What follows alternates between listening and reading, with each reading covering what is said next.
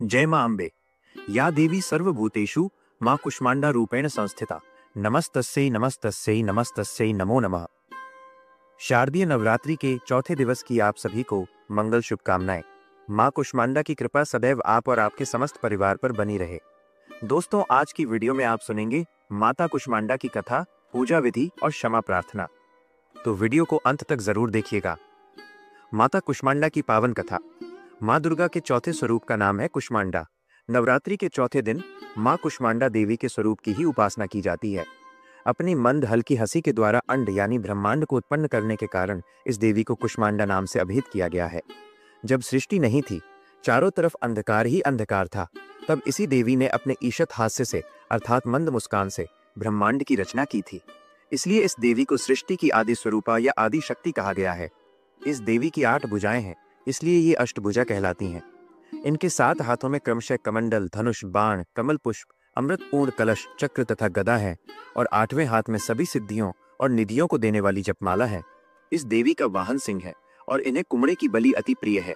संस्कृत में कुमड़े को कुष्मांड कहते हैं, इसलिए इस देवी को कुष्मांडा कहा जाता है। इस देवी का वास माना गया है सूर्यमंडल के भीतर के लोक में, और सूर्य लोक में रहने की शक्ति और क्षमता केवल इन्हीं में है। इसलिए इनके शरीर की कांति और प्रभा सूर्य की भांति ही दैदीप्यमान है। इन्हीं के तेज से 10 दिशाएं आलोकित हैं।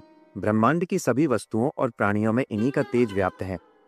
विधि विधान से माता कुष्मांडा की पूजा करने पर भक्तों को कम समय में ही कृपा का सूक्ष्म भाव अनुभव होने लगता है, अर्थात माता की कृपा की प्रतीति होने लग जाती है। एकाग्र और पवित्र मन से नवरात्रि के चौथे दिन इस देवी की पूजा आराधना करना चाहिए। इससे भक्तों के रोगों और शोकों का नाश होता है तथा उसे आयु, यश, बल और आरोग्य प्राप्त होता है। माता कुष्मांडा आदि व्याधियों से मुक्त करती हैं और उसे सुख, समृद्धि और उन्नति प्रदान करती हैं। कुष्मांडा स्वरूप का रहस्य दुर्गा सप्तशती के कवच में लिखा है। कुत्सित कुष्मा त्रिविध ताप युत संसार स अंडे मास पेशिया मुद्र रूपा याम यस्य सा कुष्मांडा।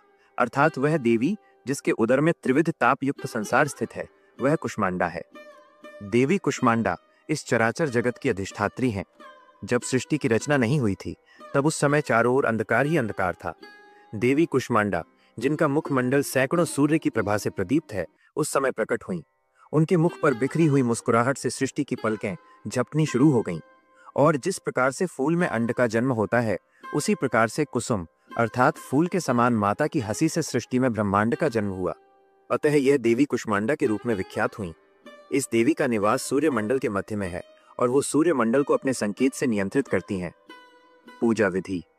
मां दुर्गा के कुष्मांडा स्वरूप की पूजा के लिए सुबह जल्दी उठना चाहिए और नित्य कर्मों से निवृत्त होकर स्नान कर लीजिए। साफ सुथरे वस्त्र धारण कर लीजिए। फिर भगवान सूर्यदेव को जल अर्पित करके अपने घर के मंदिर में, जहां पर आपने मां की चौकी या प्रतिमा स्थापित कर रखी है, वहां पर आ जाइए। अपने दोनों हाथ जोड़कर सच्चे मन से सभी देवी देवताओं को प्रणाम करके और एक शुद्ध आसन डालकर बैठ जाइए। सबसे पहले 3 बार आचमन कर लीजिए। उसके बाद हाथ धोकर और अपने आसपास जो सामग्री है सबका शुद्धिकरण कर लीजिए। गंगा जल या फिर शुद्ध जल से छींटे देकर अपने ऊपर और अपने आसपास की सभी वस्तुओं को शुद्धिकरण करने के बाद अपने सामने शुद्ध घी का एक दीपक प्रज्वलित कीजिए। अब आपकी पूजा प्रारंभ हो जाती है। अब विधि विधान से आपको सबसे पहले गणपति का पूजन करना है। भगवान गणेश का पंचोपचार विधि से पूजन कीजिए। ओम गंग गणपतये नमः मंत्र के द्वारा। फिर कलश देवता की पूजा कीजिए, भगवान वरुण देव का और सभी देवी देवताओं का ध्यान करके। क्योंकि कलश में सभी देवी देवता विराजित हैं, तो कलश का पूजन करने के बाद अपने पास अगर नवग्रह मंडल आपने स्थापित कर रखा है या फिर षोडश मातृकाएं, तो उनको भी अक्षत, पुष्प इत्यादि अर्पित करके पूजा कर लीजिए।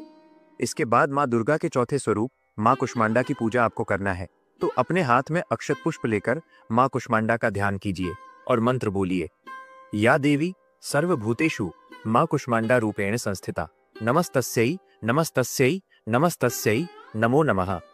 इस प्रकार से मां कुष्मांडा को हृदय से प्रणाम करके और अपने हाथ में जो पुष्प और अक्षत है मां के चरणों में अर्पित कर दीजिए।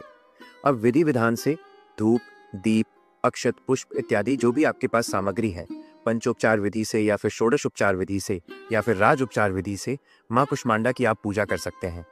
मां दुर्गा के चौथे स्वरूप मां कुष्मांडा को लाल गुड़हल और गुलाब के पुष्प बहुत प्रिय हैं। पीले कमल के पुष्प भी आप अर्पित कर सकते हैं। और मां को भोग में आपको मालपुए या फिर हलवे का भोग लगाना चाहिए। इसके साथ ही आप फलों का भोग लगा सकते हैं या फिर मिठाई का, सफेद मिठाई का या फिर दूध का, शक्कर का बताशे का, जो भी आपके पास सामग्री उपलब्ध है, माँ को भोग स्वरूप अर्पित कीजिए। इसके बाद पान के पत्ते पर लौंग, इलायची, सुपारी रखकर अर्पित कीजिए।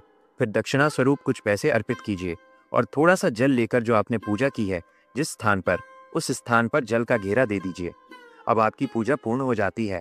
थोड़ा सा अक्षत ले लीजिए अपने हाथ में और जो भी सामग्री का हमसे अभाव हो जाता है पूजा के दौरान, उसके लिए थोड़ा सा अक्षत अर्पित करते हुए मन में भाव कीजिए कि पूजा में किसी भी प्रकार की कमी रह गई हो तो सर्वाभावे अक्षतानि समर्पयामि, इस प्रकार से, मतलब सभी चीजों के अभाव में अक्षत समर्पित कर रहा हूं या कर रही हूं।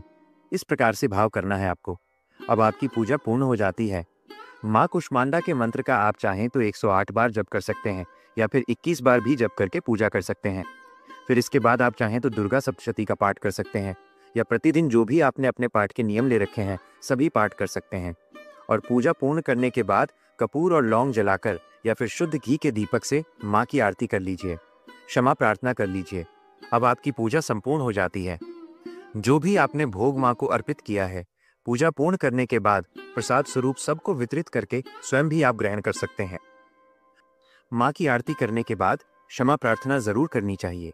तो दोनों हाथ जोड़कर माँ से क्षमा प्रार्थना करते हैं। हे परमेश्वरी, मेरे द्वारा दिन रात बहुत से अपराध होते रहते हैं।